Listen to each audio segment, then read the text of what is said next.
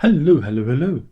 Welcome to another thrilling prog review. Yeah, I guess it's prog review because we're talking about Pink Floyd. I don't know. I didn't know whether it was worth doing this one again, but we're doing it. We're doing it again because hey, what else is there to talk about? Maybe I don't know. Uh, yes, it's this one. This is the Pink Floyd Momentary Lapse of Reason, the the recent reissue with new artwork and whatnot. And they even did a booklet. Is a big book. I've already done an unboxing, so I didn't know. Go and look at that. I didn't think it's worth me getting it all out again. Go and look at the unboxing. Maybe I'll put a link at the end. Momentary Lapse of Reason. Again, some people don't like it. Some people do. I have to think back. I have to think back to being a 16-year-old sprout. 7th of September, 1987. I remember it coming out. The first day I was back at crikey, it would have been college, sixth form college, to study my A levels. Yeah, it would have been. And I remember asking my mum to get it from Woolworths for me, but she didn't get the CD edition. She got me the LP, which wasn't. I was a little bit kind of old because I had a CD player, but I got the LP, and yeah, I had that one for a while until I think I kind of crapped it out a bit. So once I got a CD version of it, I flogged it. Kind of regret that really because but I know this album very well, and again, you had to be there at the time. You had to be, like I say, a young Pink Floyd fan. I was very forgiving of it because I didn't know any better. No, I genuinely enjoyed it. I mean, there's some bits of the album that I am not a big fan of. The what's it called? I can I've got like the opening Signs of Life and Terminal Frost. The ambient bits I think are a little bit.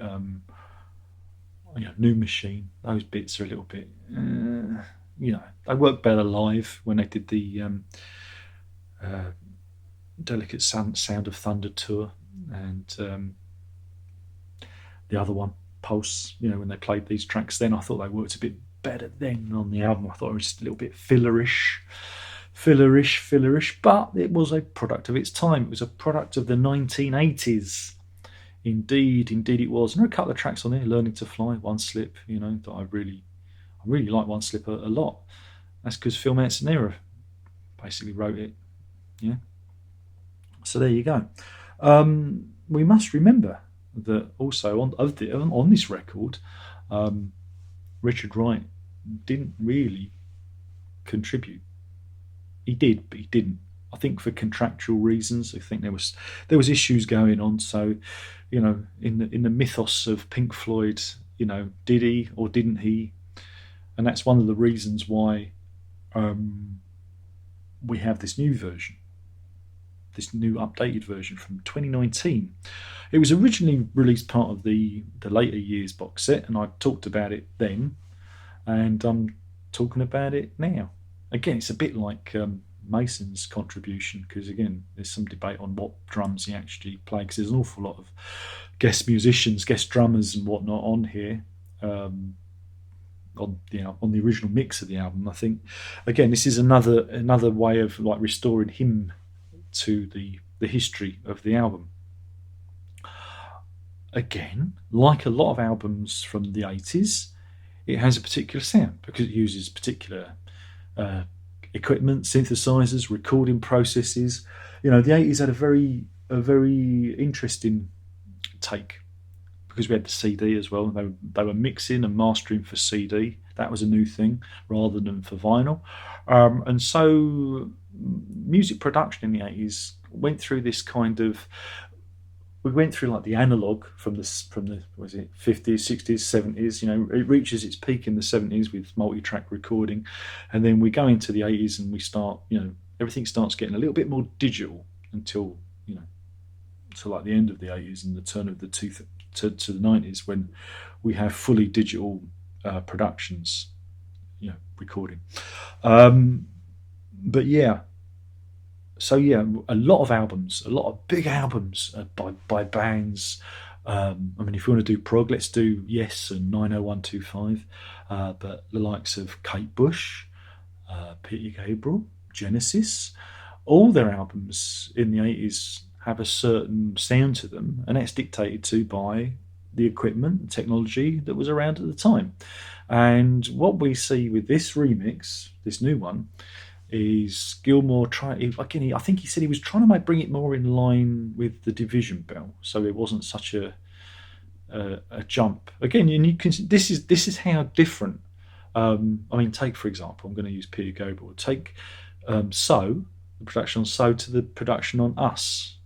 You know, how many years was that? 5, 6 years between them, and the production is night and day. And even though Daniel Lanoir's the producer on it, but it's just amazing how you have a difference in approach and technique. And I can kind of understand where Gilmour's coming from. I kind of get it. That, and as somebody who records, I'm not Dave Gilmour, but even I have it with my own recordings, and I'll go, oh God, why did I do that? Why is that way? And sometimes, for my own amusement, I'll go back and I'll change things and I'll try, and then I'll listen to it and go, nah, it doesn't work. It's not the spirit. Again, there's this thing about being of the time. There's no shame of being of the time. Again, it's that thing of looking at the old photograph and you're wearing flares, and you wouldn't wear flares now, or you might have big sideburns or whatnot. It's that we are a product of our time, and Momentary Lapse of Reason is a product of its time, and this remix is a product of no time. It kind of exists in the nowhere world. Let me explain. Because I was reading up on it about where, how it was done. Again, Richard Wright is said he's more of his contributions on it, but it wasn't at the time. This isn't from what I was reading from one of the co-producers. Is it Andy Jackson? I can't remember. Ignore me. I've probably got the name wrong, but you can correct me. You know what I'm like. You're wrong. You're always wrong. You know nothing. Guilty as charged.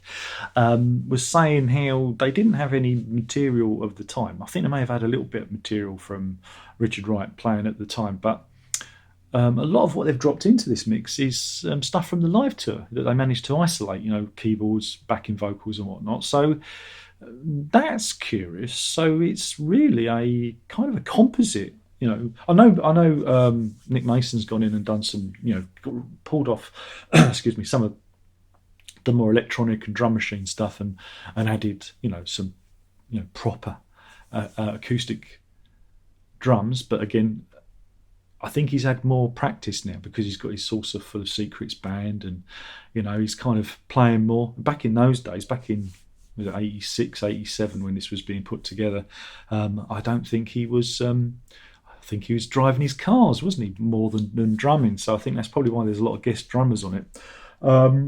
But yeah, so you can see why he's doing his thing. But does it work? Does it work? Yeah.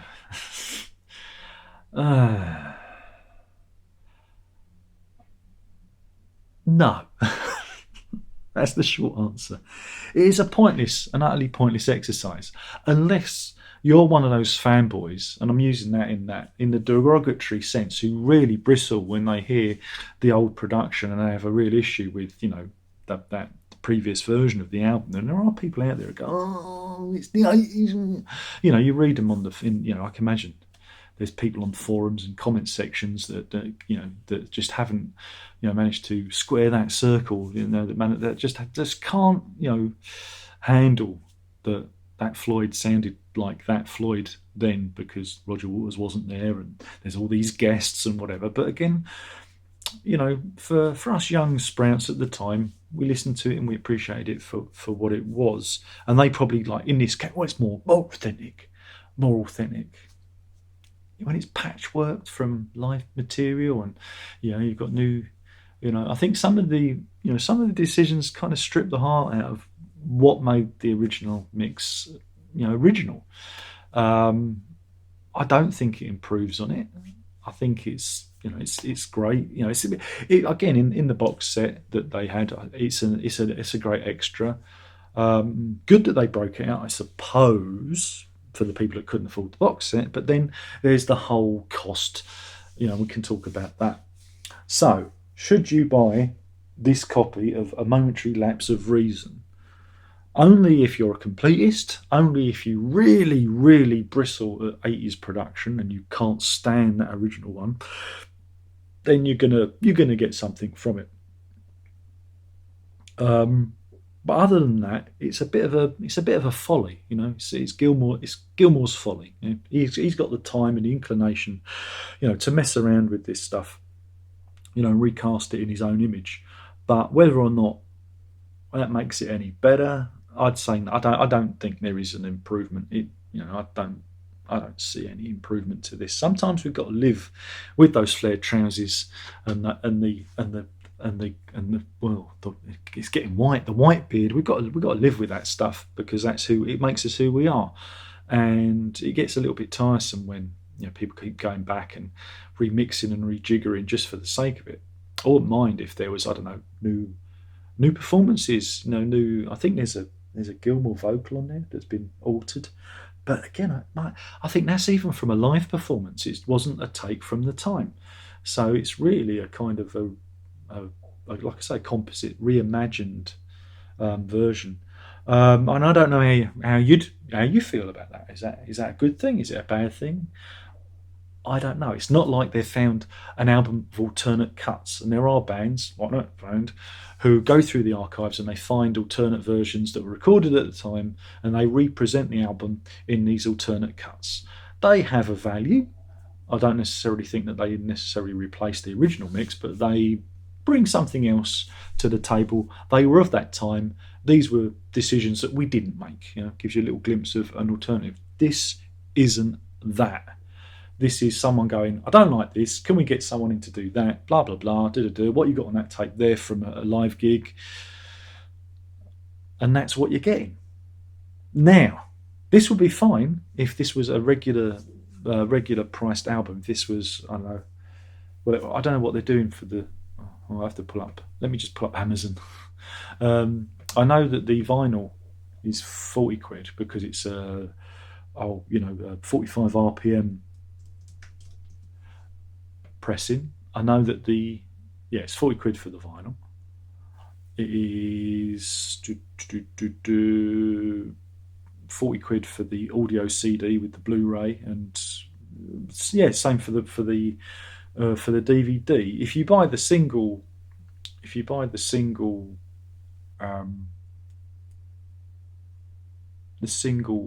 CD edition, it's $11.99. So that's the one you want to go for if you're doing it on the cheap. But if you want the surround sound mix, you're going to be looking at 40 quid. If you want the vinyl version, which I went for, you're looking at 40 quid. So why couldn't they just, if they wanted to, just put it into a box for, 50 quid? They could have done that. Vinyl, DVD, Blu-ray or whatever, CD. You could have it for 50 quid. But no, it's, again, you do look at this and you think, well, there's a lot of money. If you want the ultimate experience of this album, but you don't want to buy the later years box set, you're looking at 80 quid. That's it. And that's what I have an issue with. I know Dave Gilmour, needs money. He needs the money. After selling all these guitars, he needs the money. I mean, crikey, Mike Rutherford on the Genesis tour, he was using Squire Bullet Strats, the cheapest Strat you can buy. I think they got a job lot of them for 100 quid each.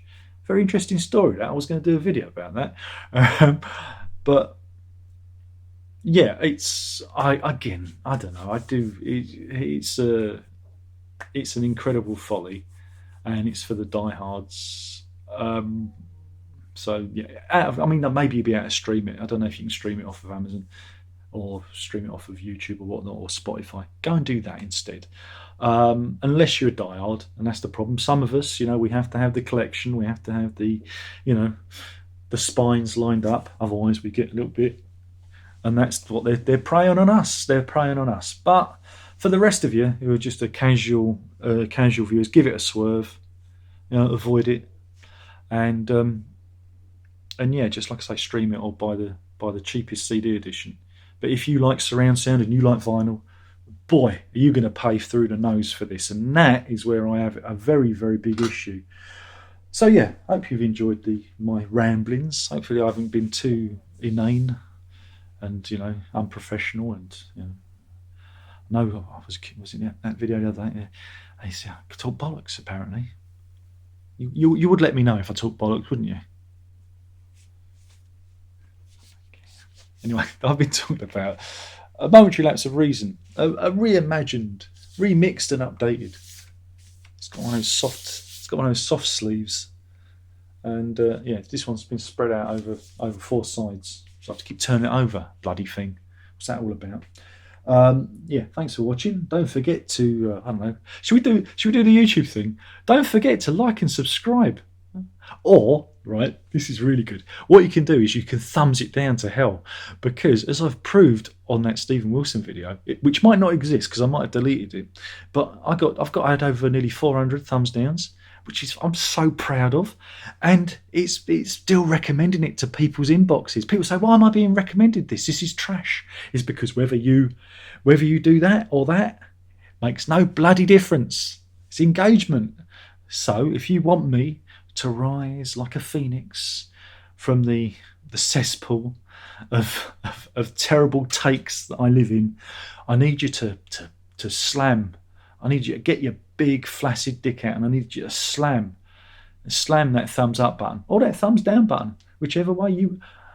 It's all engagement, baby, all engagement, and I've just proven that with the recent video I did that didn't get much likes because people don't like my hot takes. I'm a very naughty boy. But thanks for watching. Pink Floyd. Hey, I'm the Pink Floyd guy. Don't forget that. I'm the Pink Floyd guy. Yeah. Wearing his Queen t-shirt. I'm going to do a Queen video in a minute. Thanks for watching. Hopefully you've enjoyed this. Hopefully, if you haven't, there's nothing I can do. Maybe you should go for a walk, look at some birds singing in the trees, smell a flower. Might make you feel a bit better. But, venting your anger at me, it's just going to make you feel very small. And that's that.